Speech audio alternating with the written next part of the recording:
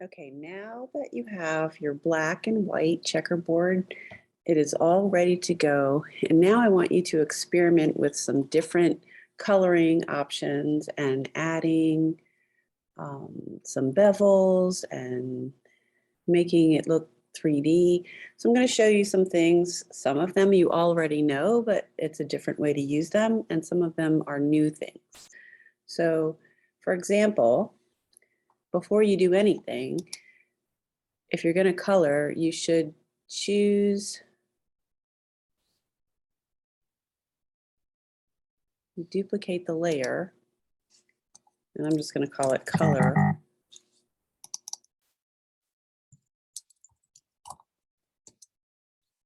And one of the things that you can do, this is how you can change the color all at once. Make sure that you're on the layer. Do not change anything on your black and white version. If you want to be even more safe, you can make a whole nother file and save it as a different name like A, B, C, D. Like I say, save this as A. Okay, so it's image. Before you can color, make sure that you've changed it from grayscale to RGB color. Okay, so before you try to color anything, go image mode and change it from grayscale to RGB color. All right, then image, adjustments, hue, saturation. Remember that, we've done that before.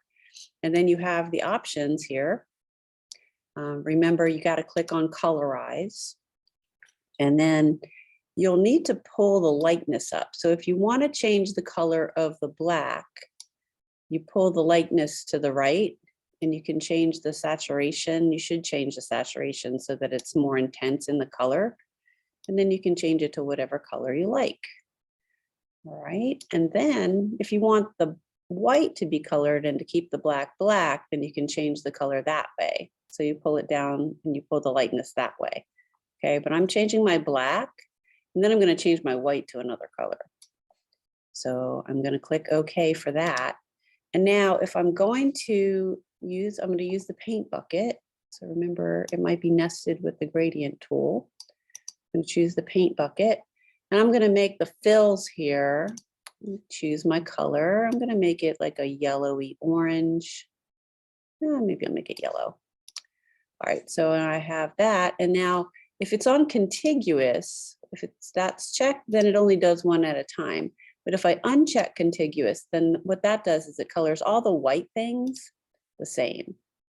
So I can quickly color everything. All right, so that's one way that you can change the colors to something different. I'm just going to hide that. And then I'm going to show you how to do layer styles. So one of the things that we saw was you could use your selection tool. So you can choose to copy and paste with any of the selection tools. You could make a circle, you could make a rectangle and do a whole strip.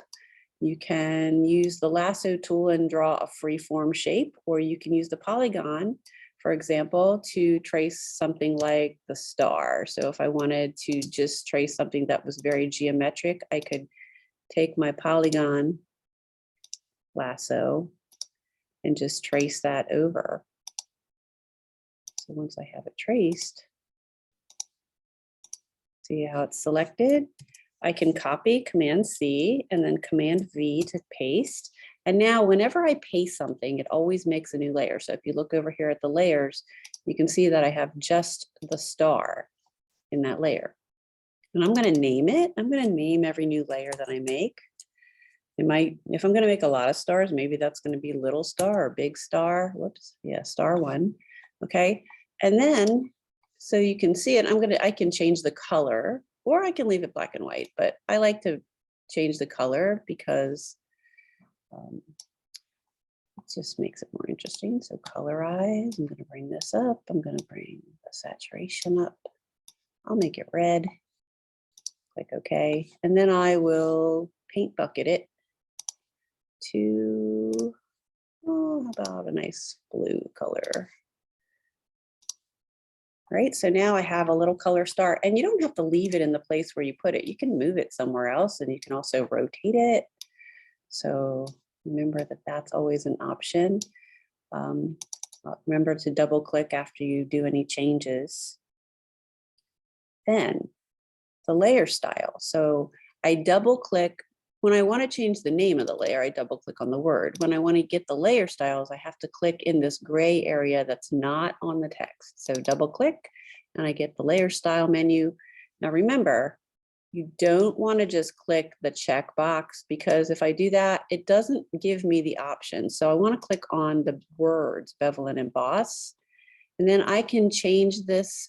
If you have it on preview, make sure preview is checked right here. See, if it's not, then you won't see what's happening. And then you can choose different kinds of bevels. You can change the depth. So I can make it higher or lower. I can change it up or down. I can make it look more sharp or soft. So if I go all the way down to the end, I can make it like a hard edge, or if I pull it up to the right, it'll make it softer. Then I can also add a drop shadow. So the drop shadow, I click on the words and it'll automatically check it, but it gives me the drop shadow information. This is the lighting. So if I have global light checked, I can change, you can see over here where the light's coming from, and you can change where you want the shadows to be. So I'm just gonna put it, I like to angle it a little bit, not make it straight up and down. You can change the opacity of the black. You can change the distance to see how it's going further away. Now, if I make it too far away, then it looks a little strange. I like to kind of keep it sort of close, so it just looks like it's hovering a little bit over. And the size, if I change this, it makes it a little bit more fuzzy. You don't want to drag it way over, so I just drag it over a little bit. So if I keep it all the way here, it's just a straight copy of the shape. But if I put the size up just a little bit, it makes it fuzzy. And then I can change how much of the opacity I want it to show. So I just add a little drop shadow, and now I have a shadow. And if you don't want to see this, you can just click off to a selection tool so you can admire how it looks. Okay, so that's how you use the style layer styles. And you can, make it any shape. You can also drag in a shape from the internet. Like if you want to put a bunny in there, you can all trace a bunny, right? You can also go in, and so you can use the lasso tool. So if you wanted to trace something, so suppose I want to trace something that's more organic, like I can use my lasso tool to go along this edge if I want to. Or you can also go back to your original Adobe Illustrator file, and you can copy and paste in the shapes that you drew if you want to draw this perfect shape and just get just this section. So there's a lot of different things that you can do. So what I want you to really do today and for a couple of days is play around, just try things out. Make things look purposeful. Remember, you can cut holes in them. So if I like take my little circle and I make a circle here and I hit the delete key, I've made a hole in it, and now I can see through, right? I can show some things through my, right?